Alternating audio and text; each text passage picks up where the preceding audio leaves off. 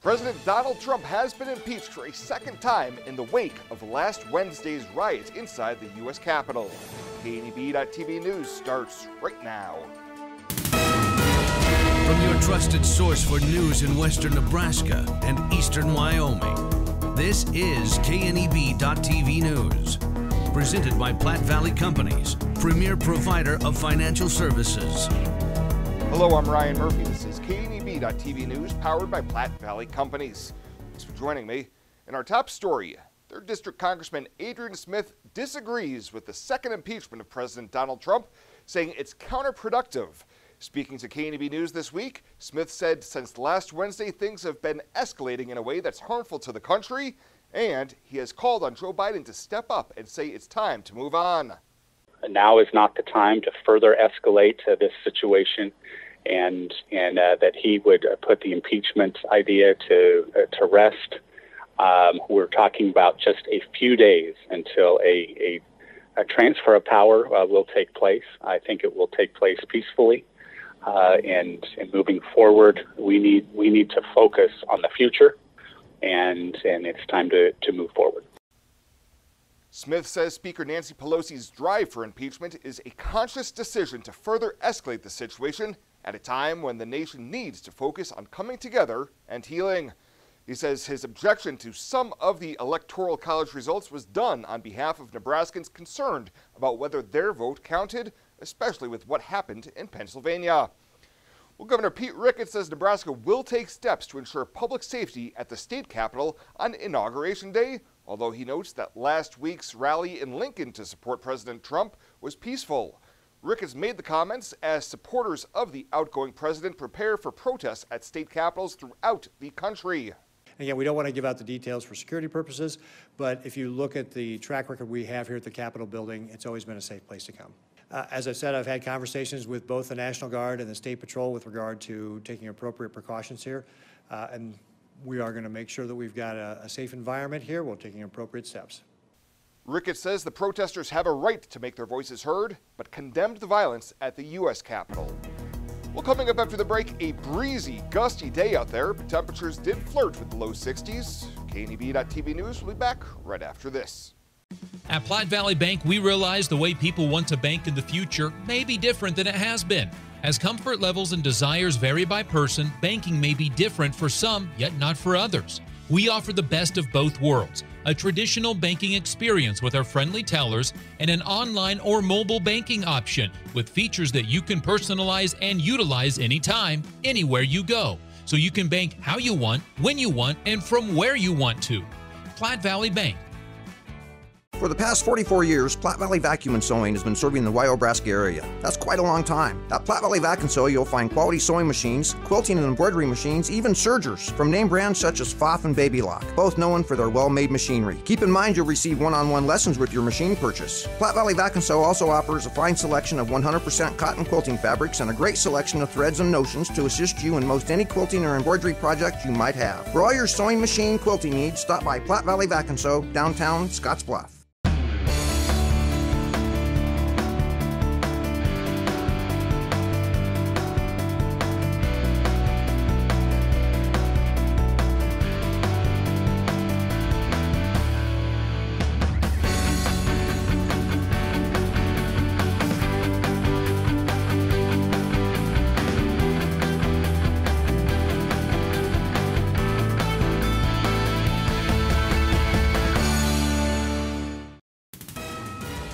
This is KNEB.TV weather from the KNEB Storm Center, your trusted source for weather.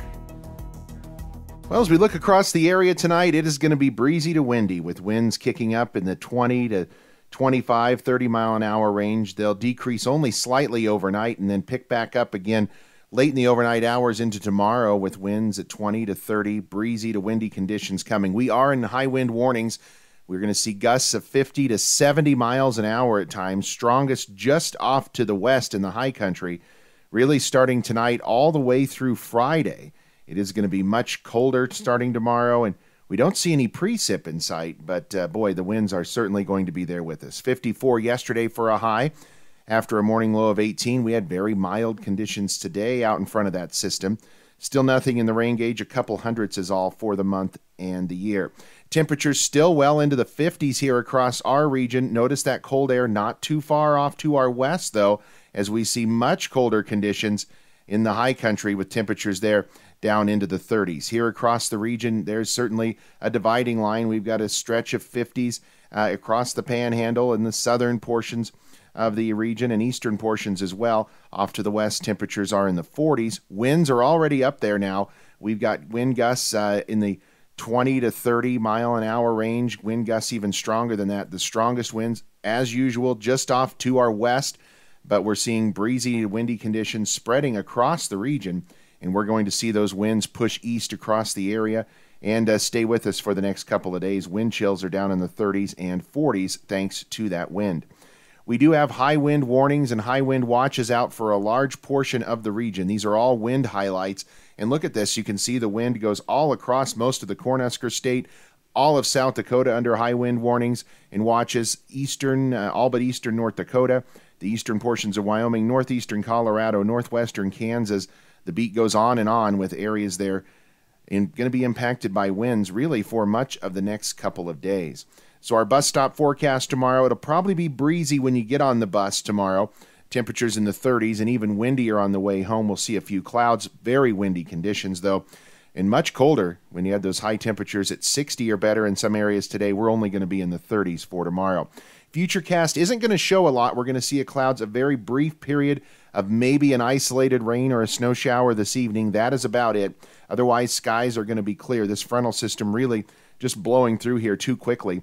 Lows in the upper 20s to near 30 degrees. Not bad for lows overnight, but their temperatures aren't going anywhere tomorrow. And we're going to have a prolonged period of winds here across the area tomorrow. Those clouds are going to be rolling through quickly from northwest to southeast and wind blown across the area. But not much in the way of precip. Maybe late tomorrow night, some areas in the far eastern portions there of Cherry County trying to see some backdoor activity. But most of it is going to be to our east and very, very light. At that. High temperatures tomorrow. Look at that. That's almost 25 degrees colder in many areas than where we were today, only in the low to mid 30s. Precip is going to be very light, if at all, and most areas are going to not experience really any precip, especially in the forms of snow. Everything, if they do get any, going to be a dusting at best. Let's take a look at Futurecast then for tonight. Dangerous winds late, 25 to 35 gusts, 55 plus overnight tonight. Lows down around 30. Those dangerous winds really during the day at times tomorrow. Gusts over 60, 25 to 40 mile an hour winds. Much colder tomorrow. Temperatures only in the upper 30s. And we're going to stay windy again Friday, probably even into Saturday as well. I think the strongest winds coming tomorrow into Friday though. And then Saturday still windy at times. Temperatures only in the low 40s both Friday and Saturday. Not as windy Sunday. We'll get back into the upper 40s. And then another system comes through, bringing breezy conditions again for Monday and Tuesday of next week. Temps only back to near 40. So we're dropping the temps down into the 40s at best for the next 7 days. Certainly much more active. Unfortunately, not much in the way of snow, but we are going to bring in multiple chances of some strong winds at times. Holiday recycling tips. The holidays bring wrapping paper, boxes, and trees. Remember, when done with these items, recycle them. Wrapping paper can be collected and recycled in one of the city's recycling bins. Boxes can be collapsed and stored to use later or recycled. Finally, your old Christmas tree can be dropped off at this location. This holiday season, give thanks and a start to a healthier new year. Me at Tri-City Stormwater.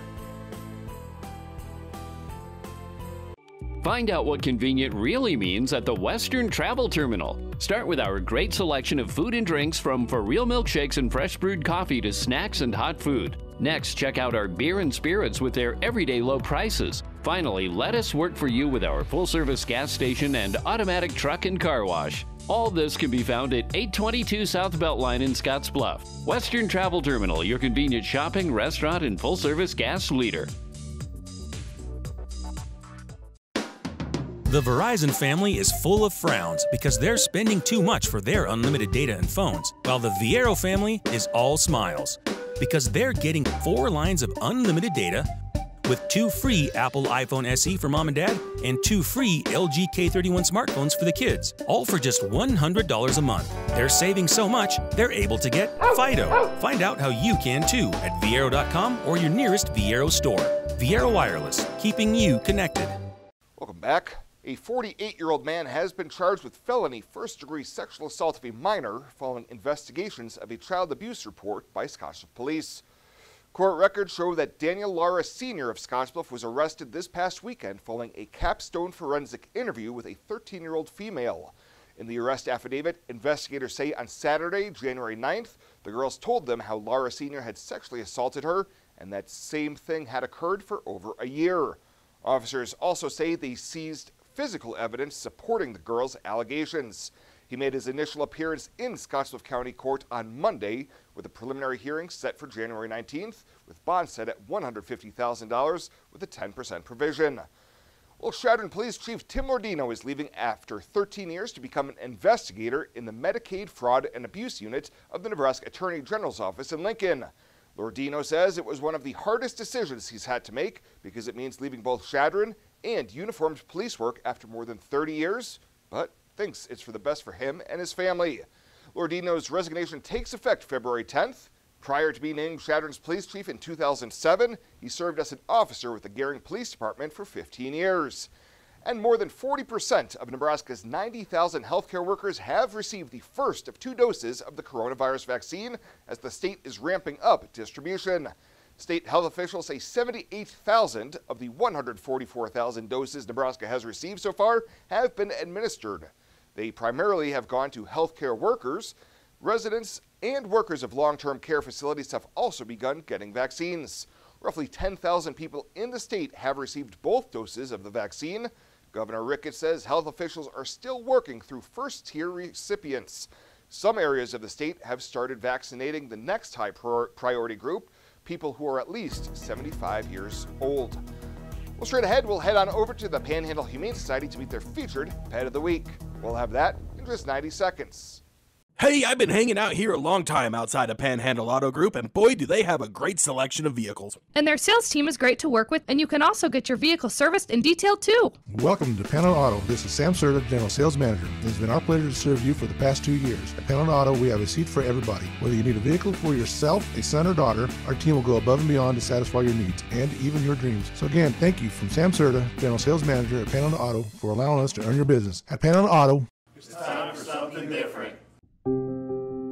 The holidays are a time to connect with family, with friends, with each other.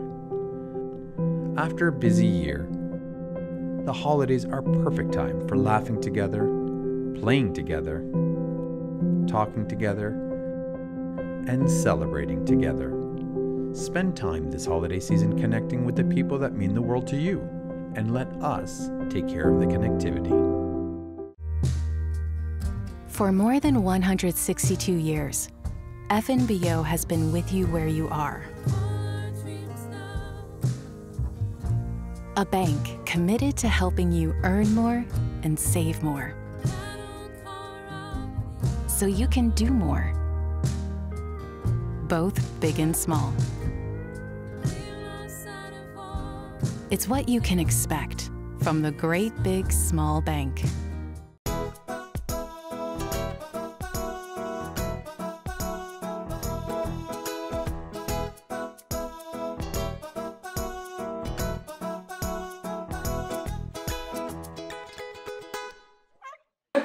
This is Nimbus, and he wants all the attention in the world, as you can see. But he doesn't like other cats or dogs. So he doesn't like any other animals. He's very playful and curious. So he was $75 as a kitten. He's 6 months old, and he would come with, he's up to date on shots, he's neutered, and he gets microchipped. So I think he would like kids. He would like to get as much attention as possible. So just as long as there's no other animals in the house, that would be the best home for him. Plus, whoever adopts the featured Pet of the Week will also receive a $25 Murdoch's gift card to start spoiling him right away.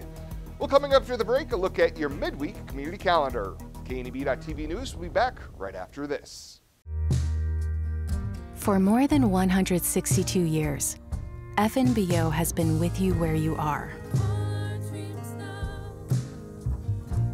A bank committed to helping you earn more and save more,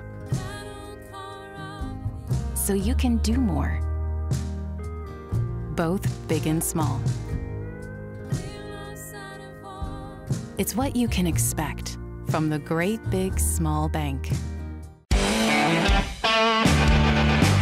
Welcome to Kelly's, home of the Valley's best selection of wine, spirits, and beer. Whether you're brand loyal to the tried and true brew or really enjoy trying something different and new, Kelly's has something for everyone. Family owned and operated and right on your way on West 27th Street in Scotts Bluff. Kelly's Liquor. If you can't find it at Kelly's, it's not worth drinking.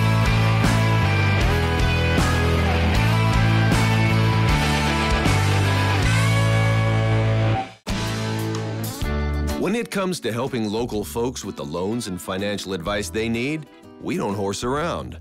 Our only goal is to help you and your family achieve your financial goals with the right loans and savings products. So if you want to bank with people that care about you and your financial needs, stop by or give us a call. First State Bank. We're big on you. Member FDIC. Online at fsbcentral.com.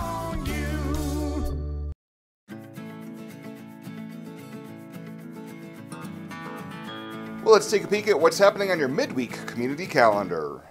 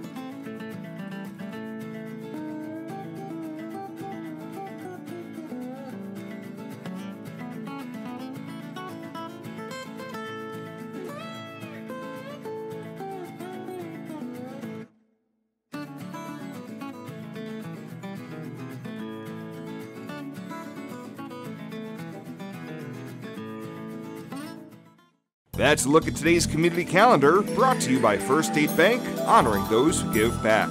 Nominate your community champion at fsbcentral.com.